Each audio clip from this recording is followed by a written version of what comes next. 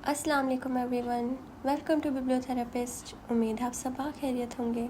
आपके लिए पेश खिदमत है मोहब्बत दिल पे दस्तक, अस्कलम इफ़त सहर ताहिर। एपिसोड 8। फ़ोन की मुसलसल बजने वाली बेल पर वो झुंझला कर किचन से निकली थी। बीए के बाद सब ने लाख चाहा कि वो एमए में एडमिशन लेकर पढ़ाई जारी रखे, मगर उसने तो जैसे सब किताबों को ताले में रख दिया था। जोहा ने भी उसके साथ सर खपाने के बाद आगे एडमिशन ले लिया था, मगर सबा को कुकिंग के जुनून ने बांध रखा था।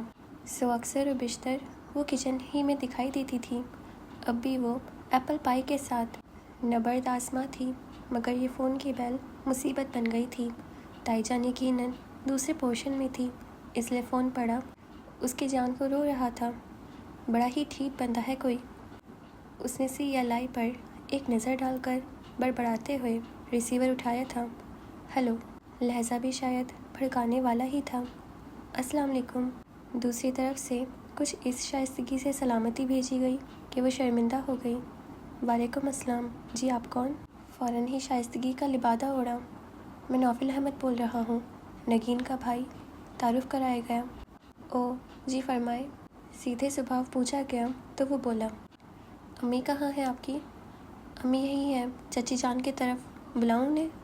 सबा ने कहा तो वो बोला, पहले मेरी अम्मी से बात कर लें। वो हैरान तो हुई, मगर जब सौलेहा बेगम ने हाल अहवाल के बाद उन सब को रात के खाने पर इनवाइट किया तो वो बौखला गई। मैं क्या कह सकती हूँ आंटी, ये तो अम्मी ही बताएंगी। तो बेटा आप बता देना उनको, उन्होंने अपने महसूस प्यार भरे अंदाज में कहा। तो वो बाझिझक बोली, आंटी आप प्लीज़ 1 मिनट होल्ड कीजिएगा, मैं भी उन्हें बुला कर लाती हूँ। क्यों नहीं, उनसे भी तो बात करनी है, उन्होंने कहा। तो वो रिसीवर दपाई पर रख कर ताईजान को बुलाने के लिए भाग गई। जोहा, तुम कौन सा सूट पहन रही हो रात को? सबा ने उसके कमरे में दाखिल होते हुए पूछा। तो वो बेजार कुन लहजे में बोली, मैं कहीं नहीं जा रही। झूठ मत बोलो, तुम और कोई इनविटेशन मिस करो, हो ही नहीं सकता। सबा को यकीन नहीं आया था। मत यकीन करो, लेकिन मैं वाकई नहीं जा रही, जोहा ने उसी अंदाज में कहा। तो वो ठिठक गई। उसे याद आया, दोपहर को जब वो यूनिवर्सिटी से लौटी थी तब सबा ने उसे बड़े ज़ोर शोर से रात की दावत के बारे में बताया, तो भी उसने कोई तासुर नहीं दिया था। क्या बात है जोई, आजकल तुम्हारा मूड कुछ ठीक नहीं लग रहा। क्या हुआ है मुझे, ठीक तो हूँ, वो उकताकर बोली। तो सबा ने कहा, तुम जब ठीक होती हो तो ऐसी नहीं होती, सच बताओ क्या बात है? ओफो, यूं ही बस सर में दर्द है। उसने अपनी अंदरूनी और ज़ाहिरी पशमुर्दगी पर पर्दा डालना चाहा था। चाय बना दूँ? ओ नहीं, अभी ठीक हो जाएगा, खाना खाकर फ़ौरन सो जाऊंगी, जोहा ने उसे मना करते हुए कहा। तो वो मायूसी से बोली, यानी तुम वाकई नहीं जा रही? अब क्या लिख कर दूँ? वो चिढ़ गई थी। क्या बात है जोहा, पिछले कई दिनों से मैं देख रही हूँ तुम्हारा मूड कुछ ठीक नहीं लग रहा, किसी भी बात में दिलचस्पी नहीं ले रही तुम। सबा ने उसे खोजते हुए निगाहों से देखा। तो वो यूं ही दोनों हाथों से अपना रुखसार रगड़ते हुए आहिस्ते से बोली, कुछ भी नहीं हुआ मुझे। झूठ मत बोलो जोहा, क्या परेशानी है, मुझसे भी नहीं कहोगी? सबा ने बहुत मान से पूछा था। जोहा का जी चाहा कि उसके मेहरबान शाने पर सर रख कर खामोशी से अपने अंदर की सारी उलझनें आंसुओं के संग बहा दे, मगर वह फिर से उसी जिल्लत का सामना नहीं करना चाहती थी जैसा मोहित के सामने हुआ था। कुछ नहीं यार, पता तो है तुम्हें, 2 माह के बाद फाइनल एग्ज़ाम्स हैं, बस उन्हीं की टेंशन है। वो उसे नज़रें चुराए यूं ही साइड टेबल की दराज चेक करने लगी। कमाल है सोई, इस कदर क्रेज़ है तुम्हें पढ़ने का, तुमने तो कभी भी पढ़ाई को टेंशन नहीं बनाया और हर बार इतने अच्छे ग्रेड्स में पास होती रही हो। फिर अब ये सर्द रंगत और बुझा हुआ अंदाज। मीर हाउस में सबके दिल एक दूसरे के अंदर धड़कते हैं। सबा के अंदाज में हर दर्जा मोहब्बत से मटाई तो वो वक्त तमाम हंसती हुई उसकी तरफ पलटी और उसके गले में बाहें डालकर एक पल को उसे देखा, फिर आगे होकर उसका रुखसार चूम कर मोहब्बत से बोली, ये सब तुम्हारा प्यार है, इसीलिए तुम्हें कमज़ोर और बुझी बुझी सी दिखाई दे रही हूँ। जवाबन सबा ने भी उसे प्यार किया और मुस्कुराकर बोली, तो फिर चलो ना हमारे साथ। जोहा उसे घूरते हुए पीछे हटी थी। इमोशनल ब्लैकमेल करने की कोशिश मत करो, मेरे सर में वाकई दर्द हो रहा है। अभी चाय पीकर सोने लगी हूँ। दफ़ा हो जाओ तुम, अब बात मत करना मुझसे, वो मुँह फुलाकर कहती चली गई थी। सुहा हल्की सी आह भरते हुए आज़र्दगी से मुस्कुरा दी। तुम्हें क्या बताऊँ सबा, किस भंवर में चकरा रही हूँ मैं। ज़रा सी बेहतियाती पूरी ज़िंदगी को बर्बाद करने को काफ़ी है। ना तो कोई आगे जुगनू सितारा दिखाई देता है और ना ही पीछे। गेट पर नौफिल और नगीन ने उनका इस्तकबाल किया था। अनस भाई हमें ड्रॉप करने आए हैं, नगीन के गले लगते हुए सबा ने सरगोशी की। नौफिल तो अनस को भी अंदर बुलाने पर बाजिद था और वो मौसूफ सर के बल आने पर तैयार, मगर ताई जान और चची जान की तंबी निगाहों ने ज़बरदस्ती उसे आपे में रहने पर मजबूर कर दिया। नस्बतन वो बाहर ही से खुदा हाफिज़ कहकर रुखसत हो गया था। आप लोग प्लीज़ अंदर चलें, अम्मी आपका बहुत बेचैनी से इंतज़ार कर रही हैं, नौफिल ने एक गहरी निगाह डालते हुए मुस्कुरा कर कहा। तो वो सब उनकी मईत में ड्राइंग रूम में चले गए, जहाँ न सिर्फ सौलेहा बेगम बल्कि ज़रीना बेगम और तरहदार अदीना भी मौजूद थी। ये तो सख्त नाइंसाफ़ी है आपा, मैंने तो सबको इनवाइट किया था, और वो शरारती सी जोहा क्यों नहीं आई। सौलेहा बेगम ने मोहब्बत भरा शिकवा किया तो ताईजान ने कहा, उसकी तबीयत ठीक नहीं थी, वरना वो तो ऐसे मौक़ों पर सबसे आगे होती है। बाकी बात रही मोहित की, तो उसकी तो जॉब ही कुछ ऐसी है, न दिन का पता चलता है न रात का, और हम तो अपनी स्वीट सी भाभी की मोहब्बत में चले आए हैं। वजदान ने शरारत से कहा। तो सबके बीच अस्तर से तकातुब पर नगीन झीप गई, यानी हम सब का कोई सिगर ही नहीं। देखें, हम तो यहाँ खाने पर मदऊ हैं और आज तो स्पेशल भिजवाए गए हैं कि इनकी खातिरदारी के मुजाहिरे देख सकें। वजदान सबके हंसने और नगीन के खजालत और शर्म से सुर्ख पड़ने पर सबा ने सबसे नज़रें बचाकर वजदान को धमकाना चाहा था, मगर नौफिल ने देख लिया बच्चे ऐसी शरारतें करते हुए ही अच्छे लगते हैं। बतौर खास सबा से मुखातिब होकर कहा तो वो सटपटा गई। ये वजदान का बच्चा जो सोहा से छोटा होने के बावजूद बड़ा भाईजान लगता था, ये हज़रत उसे बच्चों में शुमार कर रहे थे। उसकी घबराहट महसूस करते हुए नौफिल चची जान की तरफ मुतवज्जह हो गया, जो अपने इकलौते नूरे नज़र की कैची की तरह चलती ज़ुबान पर खफा हो रही थी। भाई ये तो मेरा और भाभी का मामला है, वो मुतमईन था। फिर तो तुम्हारी ख्वाहिश अनकरीब एक बहुत बड़ी और नाकाम हसरत में बदलने वाली है, नौफिल ने इत्मीनान से कहा। तो सभी बेख्तियार उसकी तरफ मुतवज्जह हो गए। कौन सी ख्वाहिश, वजदान ने पूछा तो वो मुस्कुराहट दबाते हुए बोला, यही अपनी भाभी के हाथों से बने खाने से लुत्फ़अंदोज़ होने की। क्यों, वजदान हैरान हुआ था। खुदा न खास्ता कहीं भूखा तो वापस नहीं भिजवाने वाले। ऐसा तो कुछ नहीं, मगर ये तुम लोगों को ज़रूर भूखा रखेगी मुस्तकबिल करीब में, क्योंकि मोहतरमा एक नाकाम तरीन खातून खाना है। नौफिल के इनकशाफ पर जहाँ सबको हंसी आई, वहीं नगीन ने पुरज़ोर एहतजाज भी किया था। इतना बुरा तो नहीं पकाती मैं? हाँ, वैसे इतना बुरा भी नहीं पकाती। परसों जो पुडिंग तुमने लॉन के कॉर्नर में फेंकी थी, वो माली की बिल्ली को बहुत पसंद आई थी। नौफिल उसका मजाक उड़ा रहा था, और वो ससुराल वालों के सामने उस इज़्ज़त अफजाई पर खजल हो रही थी। भाई इतना तंग मत करो हमारी बहू को, अगर कुछ कमी है भी तो हम हैं ना बताने वाले। ताईजान ने मोहब्बत से नगीन को साथ लगाया तो उनकी मोहब्बत भरी बात पर सौलेहा बेगम की आंखें नम हो गई। मैंने तो इन लोगों की तरबियत में कोई कसर नहीं उठा छोड़ी। अब अगर आप नगीन में कोई कमी पाएँ तो मेरी गलती समझकर दरगुजर कर दीजिएगा। कमाल करती हैं आप, बहू बनाकर नहीं बेटी बनाकर ले जाएंगे, और बेटियों की खताएं तो कभी माँ को दिखाई ही नहीं देती। ताईजान ने अपने महसूस अंदाज में उन्हें तसल्ली दी। नगीन ने अदीना को उठने का इशारा किया तो वो साथ सबा को लेती चली गई। तौबा है, कैसे रुलाने वाले गुफ्तगू कर रहे हैं सब।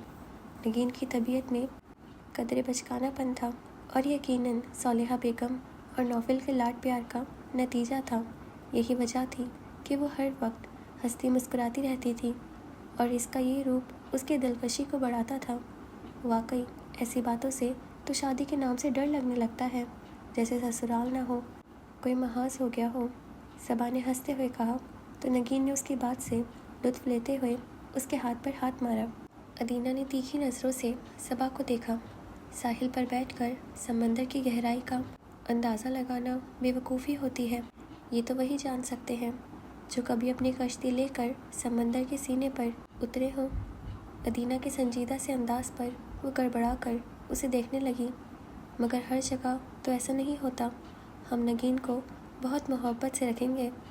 اب ہر کوئی پہلے ہی تو طے نہیں کرتا کہ کتنی محبت اور کتنی ذلت دینی ہے۔ یہ تو وقت کے ساتھ پتہ چل جاتا ہے۔ ادینہ کے انداز میں چبھن سی تھی۔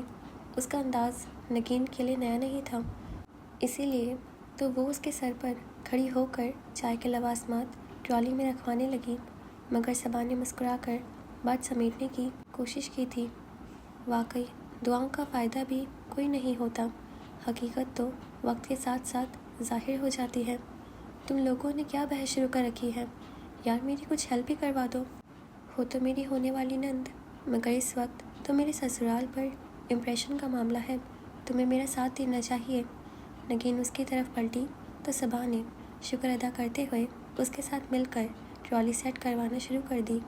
ادینہ کا خشک سا انداز گفتگو اس کو گھبراہٹ میں مبتلا کرنے لگا تھا، مگر یہ بات بھی پیش نظر تھی کہ ابھی اس کا گھر اجڑے بمشکل سال بھر ہی ہوا تھا۔ شاید اسی وجہ سے اس کی باتوں میں تیکھا پن آ گیا تھا۔ میرے خیال میں یہاں بالکل فارغ ہوں، اس لیے مجھے ڈرائنگ روم میں چلے جانا چاہیے۔ ادینہ کو چکتا کر کہتی ہوئی نگین کے روکنے سے پہلے ہی کچن سے نکل گئی تو نگین نے صبا سے کہا تھا، مائنڈ مت کرنا صبا، ادینہ بہت جلدی کسی سے گھلتی ملتی نہیں ہے، بلکہ یہ سمجھ لو کہ پل میں تولا اور پل میں ماشا ہے۔ اس کی نیچر تو اچھی ہی ہے، مگر جو ٹریجڈی اس کے ساتھ ہوئی ہے اس کی وجہ سے کبھی کبھار بگڑ بھی جاتی ہے۔ اس میں مائنڈ کرنے والی کیا بات ہے؟ اور پھر ابھی تو ایک آدھی ملاقات ہوئی ہے، آہستہ آہستہ یقیناً ہماری دوستی بھی ہو جائے گی۔ صبا نے ہلکے پھلکے انداز میں کہا تو وہ ہنس دی۔ لگتا ہے تمہاری میری خوب جمے گی۔ اور نس بھائی کے بارے میں تمہارا کیا خیال ہے؟ صبا شریر ہوئی تو ایک نظر دانت نکالتی نوری کو دیکھ کر نگین نے صبا کو آنکھیں دکھائیں، مگر سنہری میں گھلتی سرخیاں اور لبوں کے گوشوں میں تھرکتی مسکراہٹ اس کے دل کی حالت عیاں کر رہی تھی۔ نوری، تم جا کر ٹیبل پر برتن لگا کر آؤ۔ نگین نے نوری کو ٹالا تھا۔ یہ کیا فضول حرکت تھی؟ مصنوعی غصے سے صبا کو گھورا۔ یہ تو کچھ بھی نہیں، انہوں نے تو آپ کے لیے ایک پیغام بھی بھیجا ہے۔ صبا مزے سے مسکرائی تو اس کا دل تیزی سے دھڑکنے لگا۔ کیا؟ یوں ہی بتا دوں؟ وہ معصوم بنی تھی۔ تو نہ بتاؤ۔ نگین نے بھی بے نیازی دکھانی چاہی تھی۔ چلو پھر چائے لے چلیں۔ صبا نے ایک بسکٹ اٹھاتے ہوئے اطمینان سے کہا تو نگین بے بسی سے اسے دیکھنے لگی۔ پوچھ کیوں نہیں لیتی کہ کیا پیغام آیا ہے؟ صبا کو اس کے انداز پر ہنسی آ گئی تو وہ بھی ہنس دی۔ خود ہی بتا دو نا یار۔ ایکچولی وہ جو انس بھائی ہے نا، وہ تم سے بات کرنا چاہتے ہیں فون پر۔ صبا نے آرام سے کہا تو وہ شرمندگی سے مسکراہٹ کے ساتھ بولی، کیا بات کرنا چاہتے ہیں؟ یہ تو وہی بتائیں گے نا۔ صبا نے جیسے اس کی بے وقوفی پر تعصب سے سر ہلایا تھا، مگر میں تو انہیں جانتی بھی نہیں، میں ان سے کیا بات کروں گی؟ نگین نے پھر سے بے نیازی کا مظاہرہ کرنا چاہا تو صبا بولی، یہ تو ہے، پھر میں جا کر انہیں منع کر دوں گی، وہ تو آج ہی کال کرنے کا پروگرام بنائے ہوئے تھے۔ امی سے اجازت لے لینا، اگر انہوں نے اجازت دے دی تو پھر، وہ جلدی سے بولی تو صبا کو اس کے بننے پر ہنسی آ گئی۔ میں نے برتن لگا دیے جی۔ نوری نے حسب عادت دانت نکوستے ہوئے آ کر اطلاع دی تو وہ اپنی گفتگو موقوف کر کے ڈائننگ روم کی طرف بڑھ گئیں۔ چائے اور لوازمات سے بھری ٹرالی کچن سے دھکیل رہی تھی۔ بڑوں کی آپسی گھریلو باتوں، وجدان کے چٹکلوں اور نگین سے باتوں کے دوران کئی بار وہ بےتاب ہوئی تھی، کئی بار ان سب کی طرف سے دھیان ہٹا تھا، کئی بار ہنستے ہوئے کانشیس ہو کر وہ ہونٹ بھیج گئی تھی، اور اس کی وجہ دائیں طرف قدر کارنر میں بیٹھا نوفل احمد تھا۔ اس قدر جانچتی پرکھتی نگاہ مستربانہ انداز میں کئی بار اس نے پہلو بدلا، مگر نشست ایسی جگہ پر تھی کہ بہر طور پر وہ نوفل احمد کی نظروں سے اوجھل نہیں ہو سکتی تھی۔ بس اب اس سے زیادہ نہیں، وہ چاہے کتنی بھی چھوٹے دل کی مالک اور شرمیلی کیوں نہیں تھی، مگر یہ صورتحال تو قابل برداشت نہیں تھی۔ یک بارگی اس نے نوفل احمد پر ایک لمحے کو نظر ڈال کر ہٹا لی، اور اس نگاہ میں اس قدر کھوگی اور ناپسندیدگی کا تاثر تھا کہ خجل سا ہو کر نہ صرف نوفل اس پر سے نگاہ ہٹا گیا بلکہ اسی وقت اٹھ کھڑا ہوا تھا۔ وہ صالحہ بیگم کو کچھ بتاتا، سب سے معذرت کرتا ڈرائنگ روم سے نکل گیا تو صبا کو اطمینان ہوا۔ اس قدر ڈیسنٹ سا بندہ پتہ نہیں کیوں لہجہ بھر کو وہ الجھی تھی، مگر موقع اور ماحول نے اسے اس مسئلے پر زیادہ دیر تک غور و خوف نہیں کرنے دیا تھا۔ نکی، جاؤ صبا کو گھر وغیرہ دکھاؤ، صالحہ بیگم نے پیار سے کہا تو وہ فوراً اٹھ کھڑی ہوئی۔ صبا بھی اس کی تاکید کی، بلکہ اس نے ادینہ کو بھی آفر کی تھی۔ تم دکھاؤ جا کر، میرا تو 1000 بار کا دیکھا ہوا ہے۔ اس کا اپنا ہی تیکھا سا انداز تھا، اس پر مست دادلوں کی دھیمی سی مسکراہٹ، نہ کوئی برا مانے اور نہ ہی جواب سن کر خوش ہونے پائے۔ اور صبا تو یوں بھی کسی کو کھوج یا قرید میں نہیں رہتی تھی۔ اسے دیکھ کر رسمی سا مسکرا کر نگین کے ہمراہ ڈرائنگ روم سے نکل آئی۔ جدید انداز میں ڈیکوریٹ کیا گیا گھر واقعی اپنی خوبصورتی، انفرادیت اور نفاست میں اپنی مثال آپ تھا۔ ہر کمرے کی کلر اسکیم، فرنیچر اور پردوں، کارپیٹ سے لے کر ڈیکوریشن پیسز تک، سب کچھ آرٹسٹک مزاجی کی جھلک موجود تھی۔ بہت خوب، اگر کبھی میں نے گھر بنایا تو اسی شخص کو ہائر کر کے سیٹنگ اور ڈیکوریشن کرواؤں گی جسے تم لوگوں نے کرائی ہے۔ صبا خود نفاست پند اور آرٹسٹک مزاج تھی، سو بے اختیار پرستائش انداز میں بولی تو نگین ہنسنے لگی، پھر اس کا ہاتھ تھام کر سیڑھیوں کی طرف بڑھتے ہوئے شرارت سے بولی، اس بندے کو ہائر کرنے کے نہیں بلکہ ہائی جیک کر کے لے جانا پڑے گا۔ کیا مطلب؟ مطلب یہ کہ کلر اسکیم سے لے کر دیواروں پر لگی ہر پینٹنگ اور چھوٹے سے چھوٹا ڈیکوریشن پیس تک نوفل بھائی کی چوائس ہے، نگین نے بڑے مزے سے بتایا تو وہ بھی کچھ دیر پہلے کی جانے والی اپنی بات کو یاد کر کے جھیپ گئی۔ اچھا، لگتا تو نہیں؟ یوں ہی بات کا تاثر ختم کرنے کی خاطر وہ بولی تو نگین نے سیڑھیاں عبور کرنے کے بعد سامنے کمرے کی طرف قدم بڑھاتے ہوئے کہا، تم تو یہی کہو گی کیونکہ تم انہیں جانتی نہیں ہو۔ ایک ایک چیز کو انہوں نے اتنی محنت سے خریدا ہے کہ کیا بتاؤں۔ بقول ان کے میں ایسی چیز اپنے پاس رکھ ہی نہیں سکتا جس سے مجھے محبت نہ ہو۔ صبا نے مروت کے مارے یوں سر ہلایا جیسے بہت دلچسپی سے سن رہی ہو۔ یہ اس گھر کا سب سے خوبصورت کمرہ ہے جسے میں ڈریم لینڈ کہتی ہوں، وہ دروازہ کھولتے ہوئے نگین نے بہت ڈرامائی انداز میں کہا۔ اسی وقت نیچے سے ادینہ کے پکارنے کی آواز آئی تھی، یہ شاید مجھے بلا رہی ہے۔ نگین نے اس کی طرف دیکھا تو صبا نے اس بات میں سر ہلا دیا، تم اندر چلو، میں 2 منٹ میں بات سن کر آتی ہوں، شاید آنٹی لوگوں نے بلایا ہو۔ وہ اس سے بات کرتی سیڑھیاں اتر گئی۔ صبا نے بھی اس کے پیچھے اترنے کا قصد کیا، مگر نگاہ کمرے کے ارد کھلے دروازے پر پڑی تو رک گئی۔ ڈریم لینڈ، خفیف سے انداز میں بھویں اچکاتے ہوئے اس کے ہونٹوں پر ہلکی سی مسکراہٹ پھیل گئی۔ ہم بھی تو دیکھیں، خوابوں کے اس جزیرے میں کون بستا ہے۔ وہ آہستہ سے دروازہ دھکیل کر اندر داخل ہوئی تو پاؤں نرم و تمیز قالین میں دھس سے گئے، یوں لگا جیسے اب روئی پر پاؤں رکھ دیے ہوں۔ کوریڈور سے آتی روشنی کی مدد سے سوئچ بورڈ ڈھونڈ کر اس نے بامشکل ہی صحیح مگر ٹیوب لائٹ آن کر لی تھی، اور پہلی ہی نظر میں وہ دنگ رہ گئی تھی۔ اس کا بلو کلر اسکیم اس قدر خوبصورت لگ سکتا ہے، اس نے کبھی سوچا بھی نہیں تھا۔ اس نے اپنے جوتے اتار دیے، اس ڈریم لینڈ کی کسی بھی شے کو داغدار کرنا سخت بدذوقی اور ناانصافی ہوگی۔ وال پینٹنگز اس کے خاص توجہ کا مرکز بنی، اور چند پینٹنگز تو اس نے سوچ لیا تھا کہ اگر اللہ نے چاہا تو وہ بھی اپنے بیڈ روم میں ضرور لگائے گی۔ بلیک ووڈ فرنیچر کسی بے تاج بادشاہ کے سے کروفر ساتھ کمرے کی رونق بڑھا رہا تھا۔ تبھی اس کی نظر کارنر میں رکھے ڈیکوریشن پیس پر پڑی تو خون اس کی رگوں میں پارے کی طرح دوڑا تھا۔ یہ خوبصورت سا پلاسٹر آف پیرس کا 2.5 فٹ کا بے حد خوبصورت مجسمہ تھا، مگر جس چیز نے اس کی خوبصورتی کو مزید بڑھا دیا تھا وہ پیس عورت کی دعا کی صورت بلند ہوتے ہاتھوں میں رکھا کرسٹل کا سرخ گلاب تھا۔ وہ بے اختیار آگے بڑھی تھی۔ کیا کوئی نقل اصل کے اس قدر نزدیک ہو سکتی ہے؟ کرسٹل کے سرخ گلاب میں کوئی اسکیم، کوئی کمی نہیں تھی۔ وہ واقعی کھلتا ہوا اصل گلاب لگ رہا تھا۔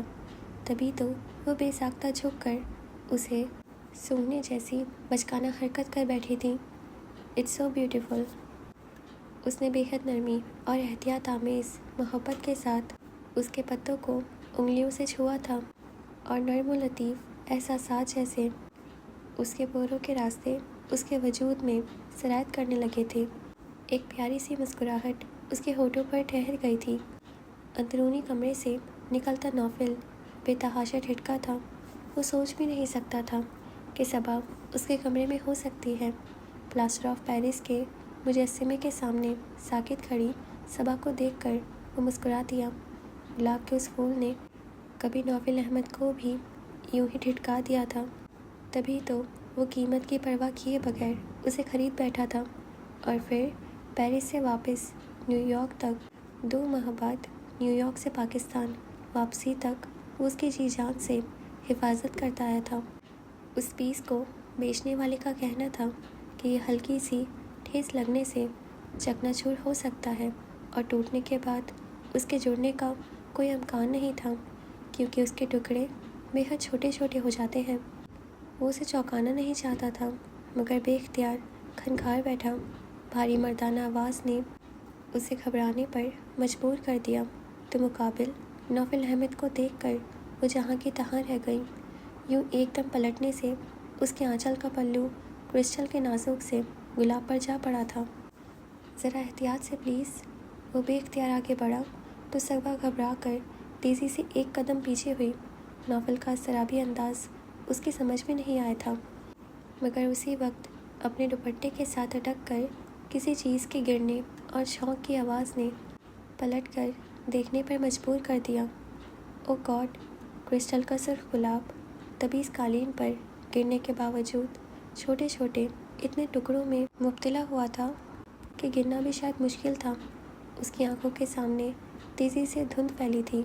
بے اختیار گھٹنوں کے بل بیٹھتے ہوئے اس نے قالین پر بکھرے کانچ کے ان ٹکڑوں کو اپنے ہاتھوں میں سمیٹنے کی کوشش کی تھی۔ او! اس کے لبوں سے نکلنے والی سسکاری کی آواز نے متاسف کھڑے نوفل کو اس کی طرف بڑھنے پر مجبور کر دیا۔ یہ کیا کر رہی ہیں آپ؟ اس قدر باریک کانچ آپ کو زخمی بھی کر سکتا ہے۔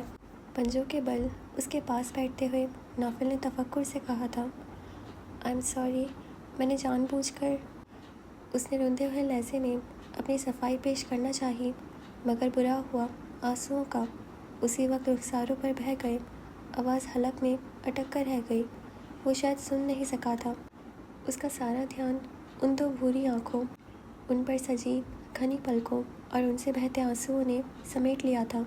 نوفل نے ہلکی سی سانس اندر کھینچتے ہوئے اس کے ہاتھ تھام کر کانچ کے ٹکڑوں کو نیچے گرا دیا۔ اس کی مخملی ہتھیلی پر کئی خراش آئی تھیں۔ اس قدر بے اوقات سی شے کے لیے آنسو بہا کر مجھے شرمندہ مت کریں۔ اسے ریلیکس کرنے کی خاطر وہ بہت نرمی سے کہتے ہوئے دوستانہ انداز میں مسکرایا بھی تھا۔ میں نے جان بوجھ کر نہیں توڑا۔ وہ شرمندگی اور ندامت کی انتہا پر تھی۔ ایک قطعی انجان شخص کے کمرے میں بنا اجازت آنا، اس کے بعد پتہ نہیں کتنا قیمتی ڈیکوریشن پیس ضائع کر دینا معمولی بات تو نہ تھی۔ آپ جان بوجھ کر بھی توڑ دیتی۔ آپ کو حق تھا۔ برتر کے مقابلے میں کم تر ہمیشہ شکست کھاتا آیا ہے۔ اوکے جی، تو ہمارا ایپیسوڈ یہیں پہ ختم ہوتا ہے۔ اب ہم باقی پارٹ نیکسٹ ایپیسوڈ میں پڑھیں گے۔ تو آج کا ایپیسوڈ کافی اچھا تھا، ہے نا؟ اور وہ جو چیز ٹوٹ گئی، خیر اگر سوچا جائے تو کافی اچھا لگے گا، مگر دعا کی صورت میں رکھے ہاتھ اور ان میں رکھا سرخ گلاب کافی پیارا لگے گا، اور وہ بھی کانچ کا، اور پھر وہ ٹوٹ گیا۔ کوئی نہیں، خیر ہو جاتا ہے، ٹوٹ جاتی ہیں چیزیں ہم سے۔ اور سب سے اچھی چیز کہ آپ کو حق تھا، آپ جان بوجھ کر بھی توڑ دیتی۔ وہ کتنے پیار سے کہتا ہے۔ خیر دیکھتے ہیں آگے کیا ہوتا ہے۔ آپ کو کیا لگتا ہے آگے کیا ہوگا، اور مجھے کمنٹ سیکشن میں ضرور بتائیے گا۔ اور تب تک کے لیے آپ ہمارے چینل کو سبسکرائب کر دیجیے اور ہمارے اکاؤنٹ کو فالو کر لیجیے اور اپنا خیال رکھیے گا. خدا حافظ.